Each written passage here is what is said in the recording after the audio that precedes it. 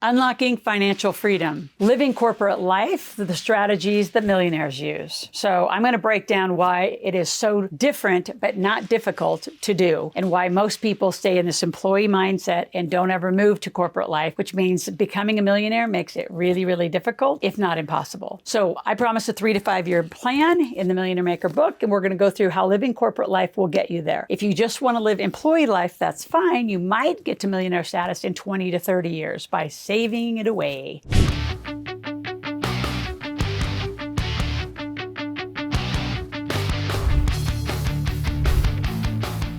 So the 3 things I want to talk about in this part 1, part 2 video, because this will be part 1, and then tomorrow there will be part 2, is 3 things. How do you actually unlock financial freedom? What are the steps you need to take from moving to employee to corporate life? What is that strategy? Number 2, the key aspects that are going to yield amazing results. And living corporate life means at 18 years old, you get a company. So if you're older than 18, you're a little behind, but it's about the intent. It's not about income. So if you've been told by a CPA, you need to make $100,000 to become an entity, a corporate, LLC or a C Corp or an S Corp. No, you don't. It has nothing to do with that. It has to do with your legal intent to want to make money and live the life I'm about to describe to you. And then number 3, the biggest mistakes, which is straddling these 2 concepts. So let's just break away right now, and I'm going to show you employee life versus corporate life. We're going to end part 1 and then move to part 2 tomorrow. So living corporate life, it's a term that I came up with because people say, what do you do? Well, we make millionaires. Well, how do you make millionaires? If you're just an employee, and which is what we're taught, which is why this is so challenging and difficult for a lot of you. And I'm going to say it's not difficult, it's different. It's different to become a millionaire. What millionaires do versus people who just have jobs is very different. Nobody starts their career in job necessarily to become a millionaire, right? You start a company to become a millionaire or have a millionaire company. So those of you who actually have arrived and you maybe have a paycheck that's making $1 million, I would say it's the worst kind of money. It's the highest tax money. So here's the problem. And you see on the screen, there's employee life and corporate life. Let's start with employee life. And why is this so challenging? So if you notice, $80,000 makes you within like the top 25% of income earners in the country. And this is what we're taught. This is worldwide. I've taught this all over the world, except for Antarctica. It's the only continent I haven't been to teach this. So in principle, this is how everyone's taught, is you're going to go to school, you're going to get a good job. Like that whole narrative is still driving most people's path of financial literacy and business literacy, and it's wrong. So COVID disrupted a lot of it, but everybody wanted to go back to be an employee. Why? Being an entrepreneur gives you ultimate freedom. We'll get to that in a minute, but let's talk about why the problem is so pervasive in the world of money and business. $80,000, it seems attractive, but you're in the top 25%. Like how many of you can put in the chat, how many of you make 80 and feel like you're in the top 25? Here's why you don't. Look at the next line. Because you're getting taxed 40, 50%. And in other countries, it's 50 to 60. In some countries, it's 60 to 70%. It's a huge problem. So it's the worst kind of money because you make it, you get taxed, you live on what's left. Kiyosaki said it best in the Rich Dad, Poor Dad book. You decide your tax structure. You can just live in that one, but why from 18 years old and older don't you start your own company? And I'll talk about that next, living what I call corporate life. So here's the problem. If that's the only kind of money you make, you really aren't living on, say, 80,000. You're maybe living on 60, maybe, probably more like in the 40s because you're paying a ton in taxes and you have no recoverability of it. You have maybe 3 to 5 deductions off your home. Maybe you're filing jointly, maybe you have some kids, but you don't get a lot of deductions. You have no legal right to write this off unless you're an entrepreneur. You have no legal right to have a wardrobe right off your car, right off your computer, because it's just you. It's just an employee. It doesn't work. The tax code doesn't even get activated, but you're not taught that. You're taught, go get a good job. And I'm not opposed to you having a great job. In fact, my best clients are high income earners. Why? Because I'm teaching you this strategy to reduce how much you have to pay in taxes. And there's a trifecta to that I'll get to. So if you're just employed and you just pay taxes and you hope you have healthcare at the place you're at, now since COVID, a lot of those places have dropped extra benefits. So then you still got to figure out how to get healthcare, which makes it pretty rough when you're making an $80,000 income because you're going to actually get stacked into the larger brackets of higher healthcare costs as well. So the whole thing just doesn't have a lot of benefits. Then you have a 401k. Now, for some of you, that's a great vehicle. And some of you, it's not great. And we have teams who can evaluate this. So the way we work is I have surrounded myself with a whole team of experts on your behalf. We're a very integrated team. I help navigate and facilitate who you talk to and when. And for a lot of you, you do need your 401k reviewed. I worked at Chevron for 5 years, got vested, and I took my 401k out the door with me. It was well into six figures by then because it was such a great stacked plan. If you think about the vehicle, you're getting paid a paycheck, taking a lot of tax out, and then you're handing money back to the same company to who's investing it for you. You don't even know the person that's investing, and you have a few choices of the firm they pick for you to invest. So pretty much your investment choices are driven by the same person who's giving you your paycheck. I think that thing's odd. It's no diversity. And who's really investing? Are they a millionaire? Do they have the right financial mindset or goals? And a lot of those people who make your stock and bond decisions, they go to school less time than it takes to cut hair. Yes, I want to repeat that. To cut hair and actually work in a hair salon and have that license takes you more schooling than to manage your money. Think about that and how disgusting that is. Here you're making money, you get taxed, you give your money back to the same company, and it's all entrenched. Call that Enron. For those of you that don't remember that, go look it up. I'm sure there's a Netflix original about the disaster of that. Then they offer you death insurance, which is term. Yes, it's super cheap. And here's the problem. It's just an expense you don't need because you'll probably outlive it. Most of those term policies are 20, maybe you can get a 30-year policy. Now, if it's a flexible term where you can actually turn into another kind of policy, that's okay to get started, but it's not forever. And it's not the plans we endorse at all. Then you go on a vacation.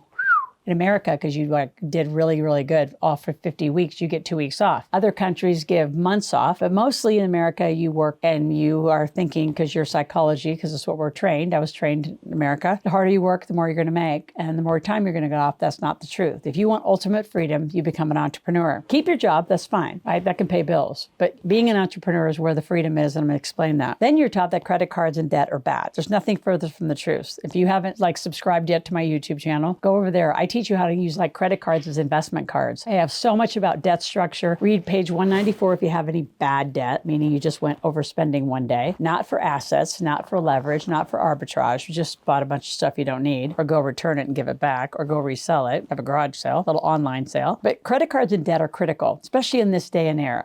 You have to have them and you have to learn to use them properly. Retire. It's not even a financial word. It's an agricultural word that means put cattle to pasture to die. So retirement is no goal, but it's everybody's goal. And Fidelity has these lads, follow the little green line to the end of your retirement.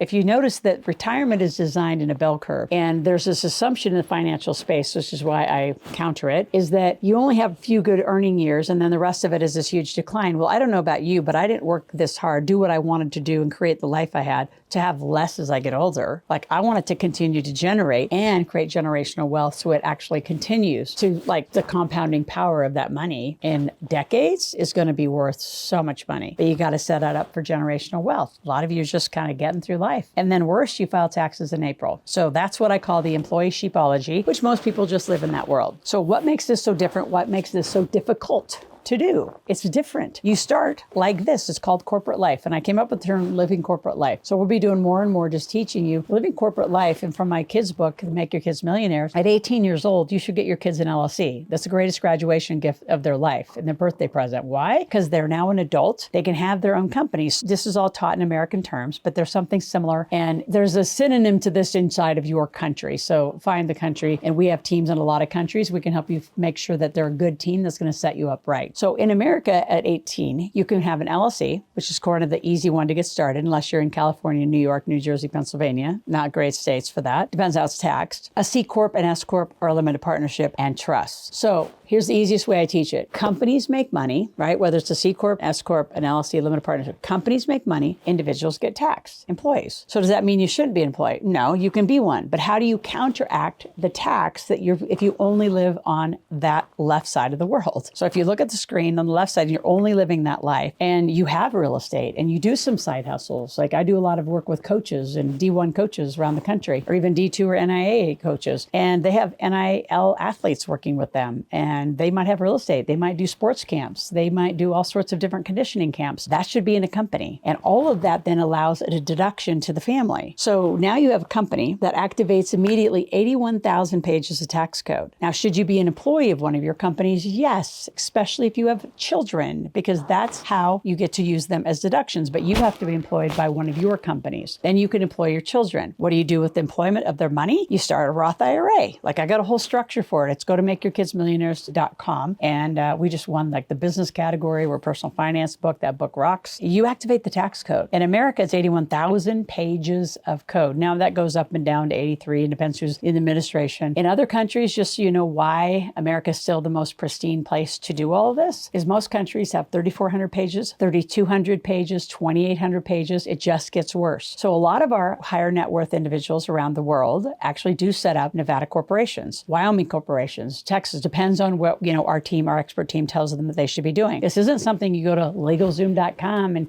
go figure out like what you should do. You don't know. This is an interview. It's an assessment through a strategy to actually decide, what do you want for you and your family? Do you have children? Do you have grandkids? Do you have elderly parents that are going to get older? Are you going to inherit a bunch of money? Are you going to give money to uneducated kids? Really? You're going to do all this for that? Like, that doesn't make a darn bit of sense. Once you activate that and you're employed by one of your companies, and you don't have to be employed a lot. In fact, I want it to be really small. That's where your health plan comes in and you get great health care coverage. Then you activate a solo 401k or a Roth solo. There's a variety of those too. They're called qualified plans. They're not retirement accounts in our world. They're qualified, which means they're either pre or post-tax basis. And they're deductible, a variety of different vehicles. You can put away in a Roth $6,500 a year, up to 50, and then $7,500, they call it catch-up per year if you're 50 or older. So that's just a great vehicle for arbitraging debt, for assets you know that you're going to buy at a certain price and it's going to grow. So those are tax-free, tax-deferred accounts. But the Roth or the qualified or the solo 401k, those of you who want those, your company will own one as a benefit. And it could write off $66,000. Some of them are go up to as high as $300,000. Again, experts in that category. So if you have a 401k like I had at Chevron, I self-directed it. So I went out and bought a bunch of land and real estate with it. That's what I used mine for, and I've continued to use it that way. Then you buy real life insurance, the kind that is cash value that you can lend against. It's infinite banking, so you can become a bank within your policy. It's highly asset protection, high asset protection, and you can pull cash value while you're alive to live on it. You can take loans from it. More importantly, it doesn't affect the death benefit. There's only a few companies, again, that do that. Then you don't go on vacation ever again. That's like our living family joke, is that my kids have never been on the vacation, and they won't, because we go on business trips. Whatever we do, we go on business trips, and I collapse all of my mentoring and coaching, which I can do anywhere in the world, in any country, in any state. I also am part of a home healthcare business. I do a skin line. I do so many different things. I'm in a gift company, so I can send gifts. I'm in real estate. I can go look at real estate, look at water rights, mineral rights. I have just this cool, eclectic asset pool that I can actually associate to business trips. You can too. And even if you haven't had a lot of money and you're still going out looking for real estate, your first 3 years, those are R&D credits. See, and a lot of you, if you don't have a company, you can't activate any of this. And the best one for all of you, especially women out there, is officer and director benefits, which allows wardrobe, healthcare plans, which are beyond like your health insurance. It allows your facials. It allows your massage. It allows hair. It allows a lot of treatments to be written off as a deduction, not an expense. And a lot of you got to realize you're living in expense land, not in deduction land. So yes, it's an expense, but it's not tax deductions. This ends part 1, and tomorrow we're going to pick up part 2. But if you have any questions in between at any time, go to askloral.com and make a request at any time. Make sure you're always out here, subscribe to my channel, click that notification button. I want you here 5 days a week. Talk to you tomorrow, part 2.